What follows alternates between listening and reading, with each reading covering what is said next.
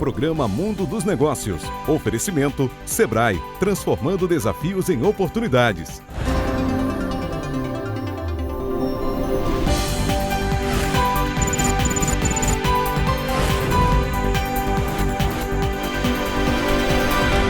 Olá, bom dia. Estamos começando agora mais um programa Mundo dos Negócios. Aqui é o espaço onde ideias, experiências e estratégias se encontram para impulsionar o empreendedorismo e fortalecer as empresas. No programa de hoje, nós vamos falar sobre um tema fundamental para a economia brasileira: os desafios e as oportunidades das empresas familiares. Para essa conversa, recebemos um especialista no assunto. Nosso convidado hoje é o consultor em empresas familiares, Sêmio Timene, da Timene Consultoria, que traz sua experiência para discutir governança, sucessão, profissionalização e os caminhos para garantir longevidade e crescimento sustentável nos negócios conduzidos por famílias. Ao longo do programa, vamos entender por que muitas empresas familiares enfrentam dificuldades na transição de gerações, quais são os erros mais comuns e, principalmente, como transformar vínculos familiares em uma verdadeira vantagem competitiva. Fique conosco, o Mundo dos Negócios está só começando. Sêmio Timene, meu caro amigo, satisfação tê-lo aqui no nosso Mundo dos Negócios. Alegria, Jenner, estar com você, com sua audiência. Obrigado pelo espaço, conversar sobre um tema tão relevante. Você está com essa consultoria já há um bocado de tempo. 20 anos agora em 2025, estamos caminhando para o 20 anos já, rapaz? É algo que a gente trabalha com muito afinco, com muita paixão. Agora é algo que termina sendo uma realidade das empresas familiares, principalmente no nosso estado do Rio Grande do Norte, como também no Nordeste. Mas se você para observar, é algo que muitas vezes o empreendedor ele não atenta para essa necessidade. Sim. A nossa consultoria, infelizmente, ela às vezes é convocada para situações em onde o problema já está formado. A ideia é que a gente possa, e por isso que é tão importante um espaço como esse, que a gente possa trazer educacionalmente o fato de que a empresa pode durar por gerações. Nós, humanos, não. A tendência é que a gente parta antes das empresas. As empresas, o legado que um fundador ele deixa vai muito além do CNPJ, vai dos seus valores, vai dos laços familiares, interna, né? A cultura. Ou seja, é importante que o fundador, na sua altivez, com sua energia, com sua liderança, lidere essa condução de gerações, cativando os filhos de tal forma a que sejam verdadeiros sucessores e não simplesmente herdeiros. Cativando e preparando, né? Isso. Porque normalmente quando o cara que criou, que concebeu, ele faz um esforço gigantesco para viabilizar o negócio, e aí é mão fechada, é economia, é uma visão diferente, é um foco total, a família mergulhando no negócio. Muitas vezes a geração seguinte, quando chega, ela chega sem essa postura. É muito mais mão aberta, gasta muito mais. Tem inclusive ditados que falam sobre isso, sobre pais ricos, filhos nobres e netos pobres, né? Isso é uma característica muito grande. As empresas daqui, eu acho que talvez em sua grande maioria, são todas empresas familiares, né? Sim. A gente tem esse componente muito forte no nosso universo. Números do Sebrae em nível Brasil chega a considerar quase 80% das empresas familiares das empresas brasileiras com componente de empresa familiar. Você falou aí um tópico importantíssimo.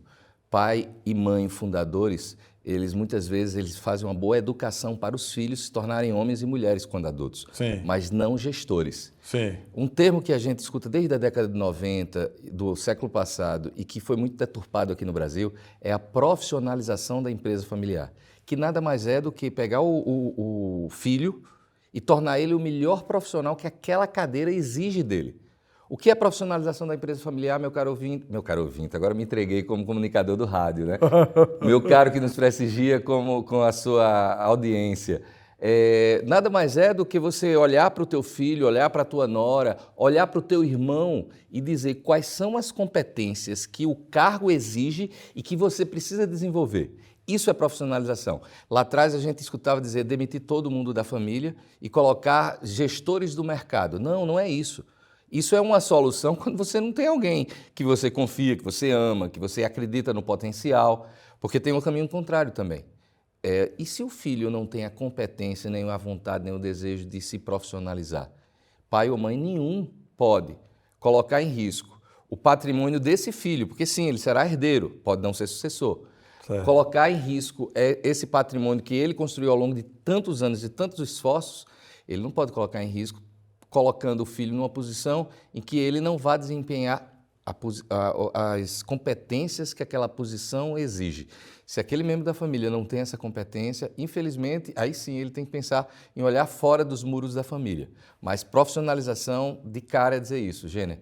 É você olhar para o membro da família e dizer, quer sentar naquela cadeira, você tem que preencher esses requisitos. Normalmente, algumas empresas grandes do Brasil, elas criavam, dentro delas próprias, o caminho natural para os herdeiros seguirem desde o cargo mais baixo até chegar lá em cima na diretoria. Então, havia um percurso natural para que aquela pessoa, aquele parente pudesse se qualificar, conhecer os meandros da empresa, dominar a cultura interna da empresa, até ele chegar ao momento em que ele se transformaria ou se transformará num membro do board executivo.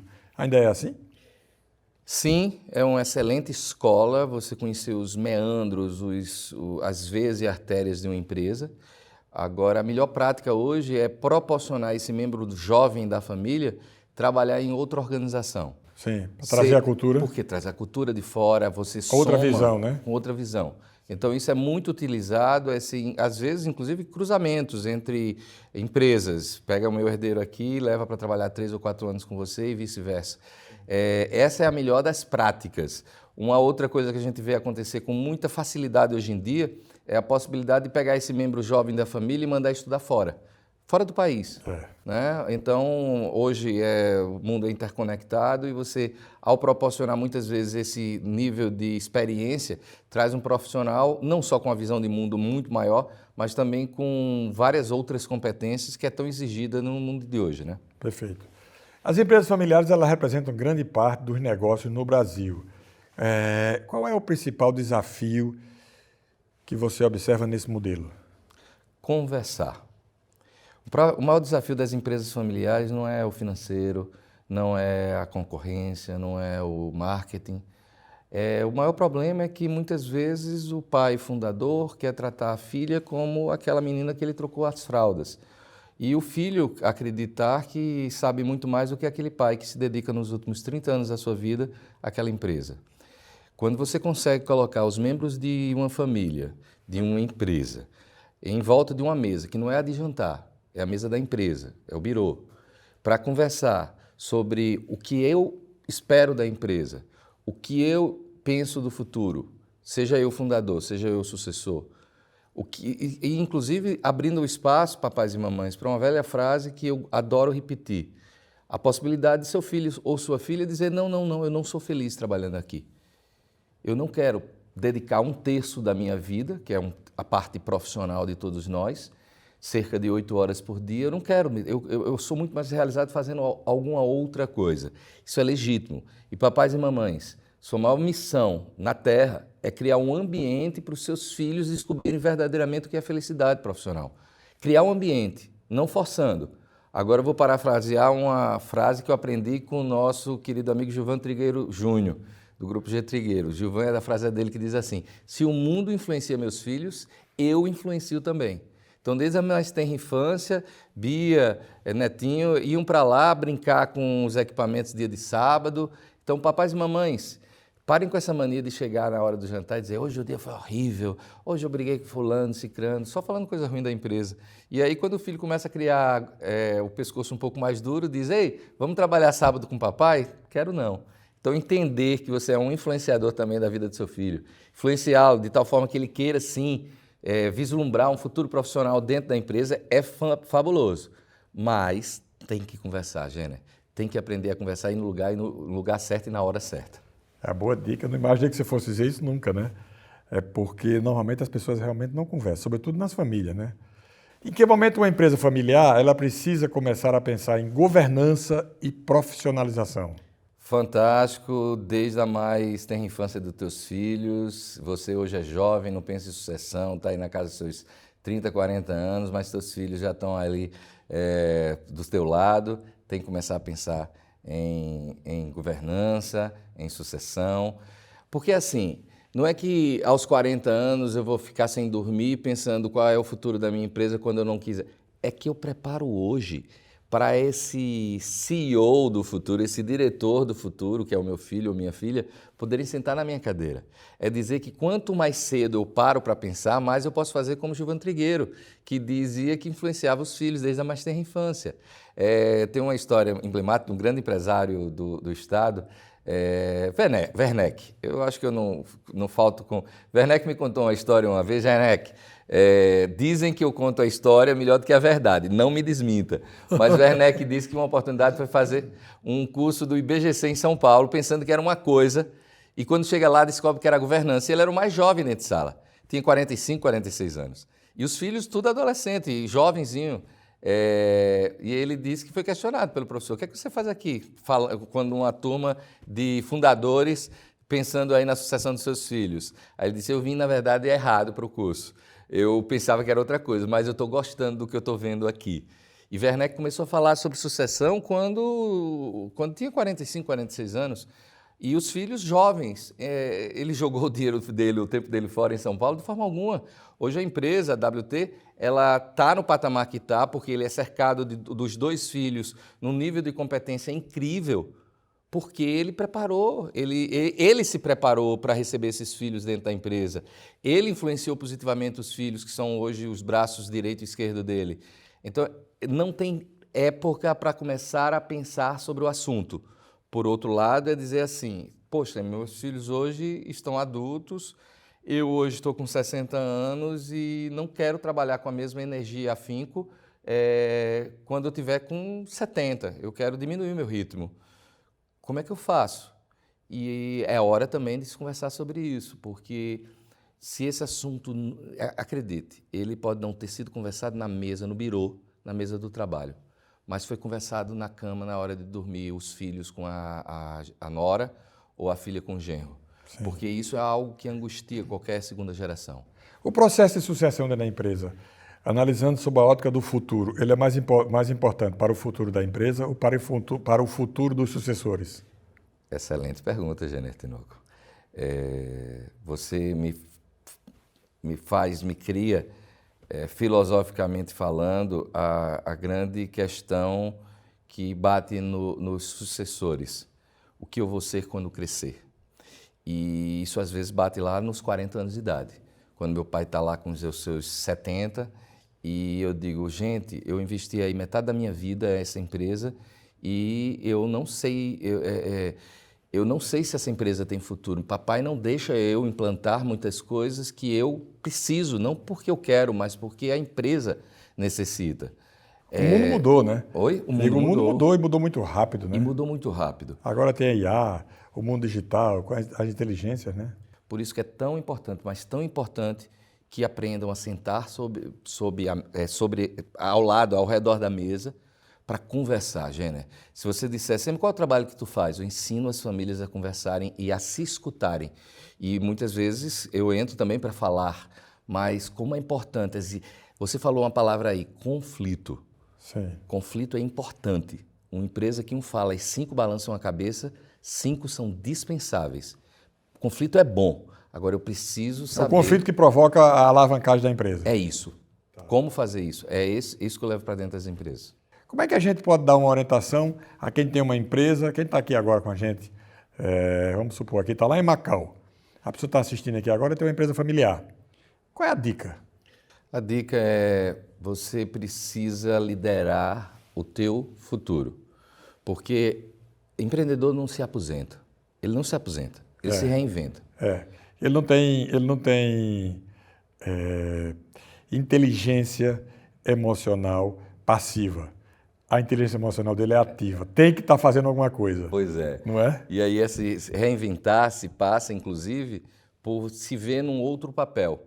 Se um dia você foi o jogador, o capitão do time, que preparava, que mandava o lateral direito avançar, aquele capitão que tomava a frente de tudo, agora você vem para o banco do técnico e você vai gerir esse time de fora, com um olhar que muitas vezes você precisava ter e não conseguia, porque estava tão envolto no jogo. Você vai conseguir ver coisas que você não conseguia antes. Se distanciar para enxergar melhor. Pois é.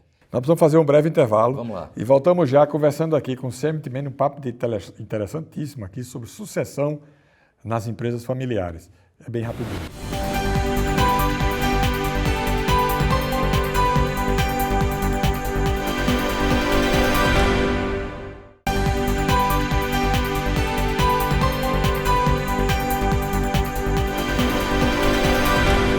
Estamos de volta com o programa Mundo dos Negócios. Eu hoje estou conversando aqui com o consultor CMTMN, que é uma figura do mercado que atua num segmento de mercado quase que exclusivo, é um quixote, lutando aí para mostrar às empresas familiares a importância de uma sucessão bem planejada e bem feita. Sêmio, a gente vê muito problemas. Às vezes o pai, fundador da empresa, ele está lá, põe os filhos e aí começa a ter choque entre pais e filhos por discordância de métodos, de processos, de visão. E muitas vezes os filhos, e eu posso falar, que é uma visão de filho, muitas vezes os filhos têm uma visão completamente inversa da dos pais, porque o filho tem mais qualificação, tem mais formação, tem mais imersão dentro das empresas, até viajou para fazer prospecção, para ver negócio, para conhecer, enfim. Qual é o conselho aos filhos e não aos pais? A gente está falando sobre uma ótica. Verdade. Eu queria fazer o seguinte, você que é filho, o que é que você diria? Você que é filho, respeite a história do seu pai, a história que trouxe a empresa até os dias de hoje. Agora, e aprenda a conjugar um mantra que a gente, quando convidados à intimidade de uma empresa familiar, porque não deixa de ser a intimidade de uma família. É uma extensão da casa, né? É uma extensão da casa. Eu falo sempre sobre isso. A empresa é a extensão da família, da casa. Então, fica quase que uma coisa só. Não é por aí, né? É por aí e a história do mantra, Gêner, ao longo dos anos, afinal, 2 décadas, você falava aí o termo quase quixotesco, trabalhar esses temas. Muitas vezes, lá no início, nós éramos convidados para ir para dentro de uma empresa familiar por outras demandas, competências que até hoje nós dominamos, como planejamento estratégico, como processos internos. A gente terminava sendo contratado para outras coisas. E quando começava aquele envolvimento com a família, nascia a dor de começar a trabalhar a governança para que o que nada mais é governança do que fazer o que tem que ser feito da maneira que tem que ser feita. Em outras palavras, tem problema de conversar sobre negócios no almoço de domingo? Tem. O que cabe a um pai ou um filho que traz esse tópico? Quer dizer, pai, sabe a troca daquele caminhãozinho que a gente precisa fazer? Me lembra amanhã da gente conversar na empresa? Acabou. Não é justo que eu leve assuntos de negócios que para o meu irmão que não trabalha na empresa, ou minha mãe que está atrás de curtir os netos, não é justo que eu fique falando de negócios o tempo todo dentro de casa. Como caminho inverso. Eu não posso estar levando problemas de casa para o trabalho. Tem um artigo que eu escrevi há muitos anos, está na internet, quem quiser pode procurar, que diz assim, família, negócios à parte.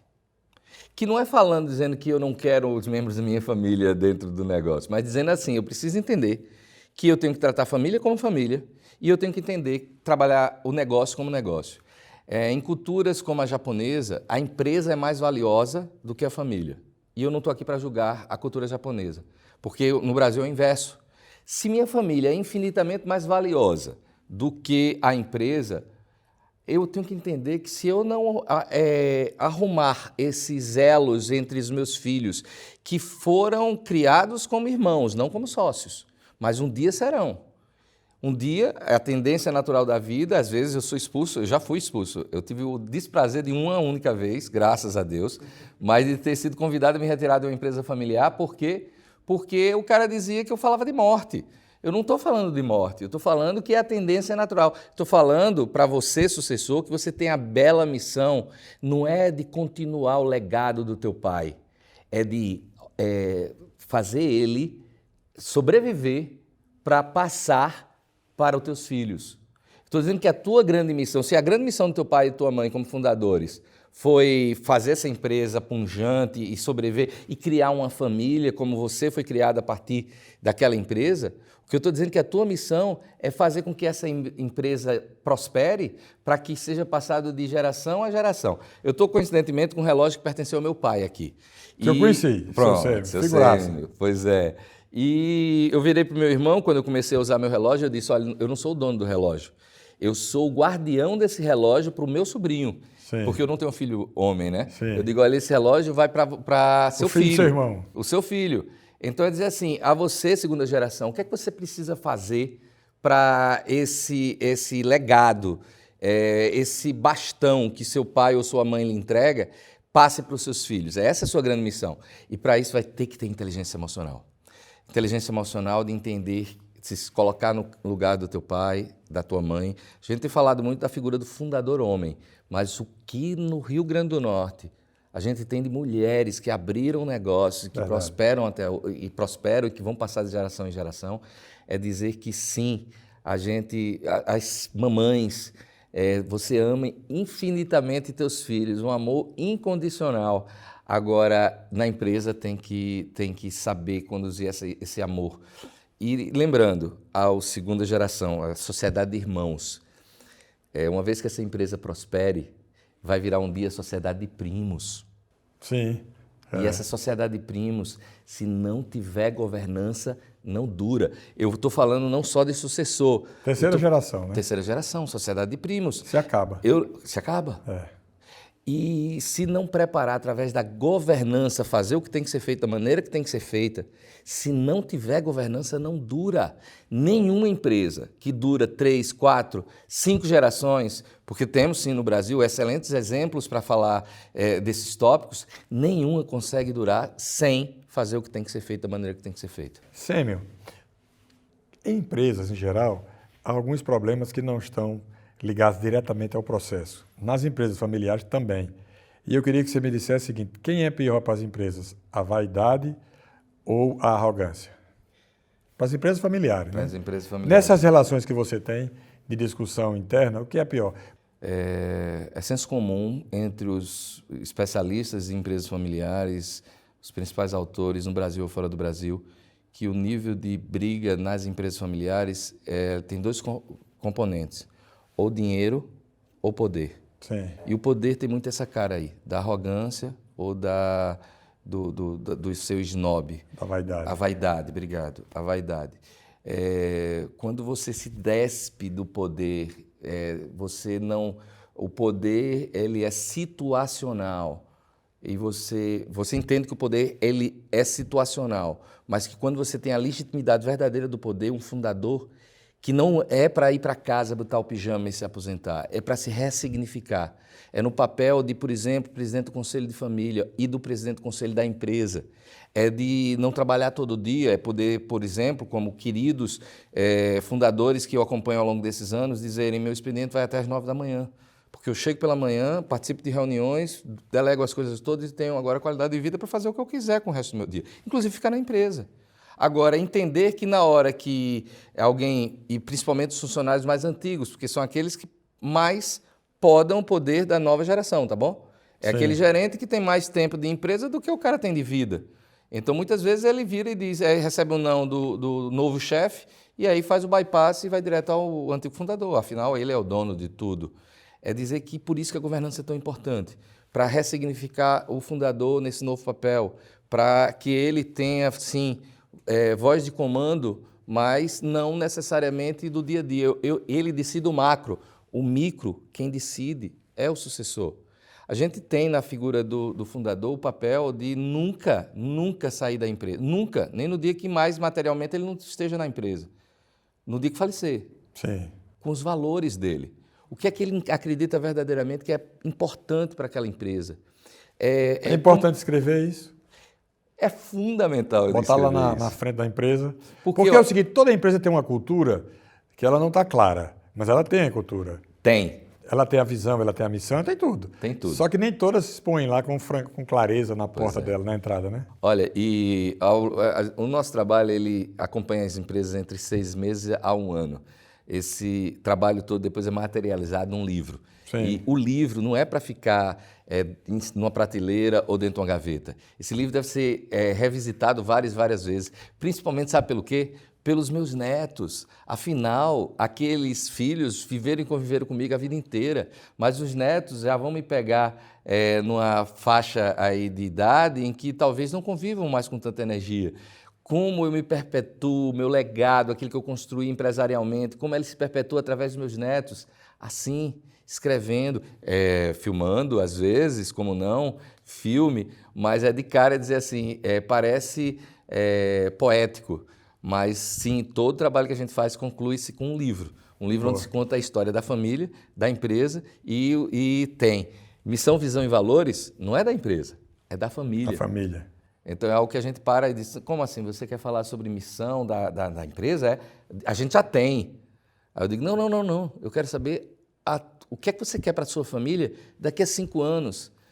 Quais são os valores que no dia que você não estiver mais aqui, vai unir os teus filhos em torno da árvore de Natal? Ou eles só hoje vão para a árvore de Natal porque tem vocês, sabe? É a dispersão que a gente enxerga isso. Morreu a cabeça, há um afastamento. Isso pode acabar. Pode acabar, Deixa eu lhe fazer uma pergunta aqui, porque a gente mais básica. Qual é a importância da empresa para você? Todo o seu trabalho é focado em empresas, em sucessão, essas coisas interessantes. Eu acho que isso estimula muitas pessoas a assistirem, mas eu quero pegar o outro lado, que é para estimular as pessoas a abrirem empresas. Ótimo. E você me provoca, eu que sou um apaixonado por esse universo. É dizer que é muito dá muita satisfação empreender, tá? Você plantar, ver a planta crescer, colher esses frutos do teu trabalho. Qual a importância da empresa? E aí eu falo para empresas familiares. Não tem nada mais gratificante do que você ver um filho ou um neto fazendo um trabalho naquela empresa que você um dia construiu. E essas palavras não são minhas, afinal minha filha não tem nem idade de estar trabalhando comigo. Isso eu vivo e respiro dentro das empresas familiares. A satisfação que é mútua, de ver que eu tenho o orgulho do meu pai, porque eu consigo hoje desempenhar a função, às vezes de melhor forma do que ele, e ele sim reconhece, porque ele reconhece em mim ele. Eu sou ele, eu sou a melhor versão dele. Quando esse tipo de amor e completude existe, é um nível de satisfação incrível. A você você falou da história lá de Macau, a você que está aí no interior do nosso estado do Rio Grande do Norte, que empreende através de sua empresa familiar, prepare seus filhos para um dia bem lhe suceder. Você não pode querer fazer todos os papéis da empresa, não dando espaço para aqueles que vêm depois de você. Sabe por quê? Porque um dia a idade vai cobrar o tempo. Você não vai ter a mesma energia de se dedicar como se dedica hoje. Isso significa dizer, Gênio, em outras palavras, assim, empresas foram feitas para prosperar. E só prospera se você bem preparar o terreno através dos seus sucessores para que essa empresa continue por séculos. Por que não? Tem que ser assim. O tempo voou. Eu agradeço muito a sua participação, concordo com tudo que você disse sobre a empresa, acho o papo muito interessante, eu achei ótima participação. Maravilha, olha, dizer que a gente vai realizar agora, no final de abril, 29 de abril, Teatro de Riachuelo, o maior evento de empresa familiar do Norte e Nordeste do Brasil. Pô, que bacana, 1000 empresários familiares em torno de temas que vão de 1 da tarde até às 10 da noite. Organize-se para você participar desse, que é o maior. O melhor, vários cases locais, cases de nível nacional. Vai ser um evento importantíssimo, você e toda a sua família. Entra lá no @Famílias Empreendedoras. O Mundo dos Negócios fica por aqui, agradeço muito a sua participação.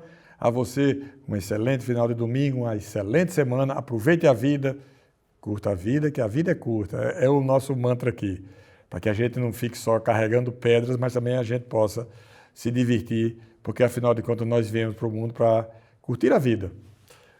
No domingo que vem estaremos aqui de volta com mais um programa Mundo dos Negócios.